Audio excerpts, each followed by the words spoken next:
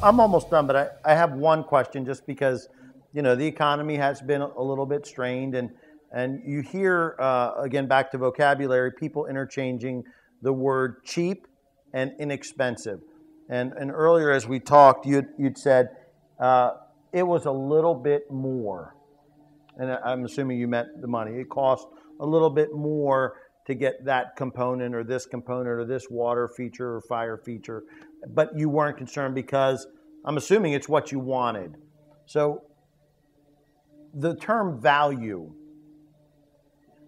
service, quality, how do those weigh in versus cheap?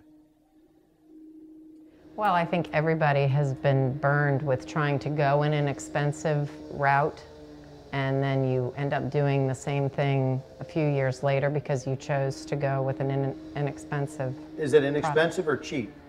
Did you go cheap route and have to rebuy, or was it inexpensive? Or do those words mean the same thing? You're talking about cheap. I think you're talking about cheap. I don't know if I am. Okay, I'm asking the question. I'm not trying to put words. No, in because I look at quality, but you don't necessarily know. Maybe it ends up being a cheap quality. And you don't realize it from the start. It's the inexpensive, and you think it'll be okay, but down the road it ends up not being inexpensive only, but cheap and inexpensive. Okay. So I have learned to.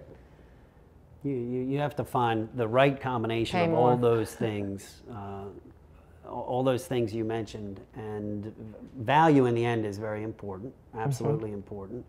Our philosophy is, especially with something of this magnitude, and it's expensive. I mean, there's no way to do a large project like this really inexpensively, but you certainly can get value if you choose the right combination of the team you've got involved and the products. But for us, it's going to be such a significant part of our lives, we weren't going to go cheap. And we wanted value, but we also wanted quality, and we wanted something that was going to last for a long time and withstand the beating that our family and friends are going to put on it. And Sam. And the dog. That's right. So it had to be quality. Okay. And we weren't going to.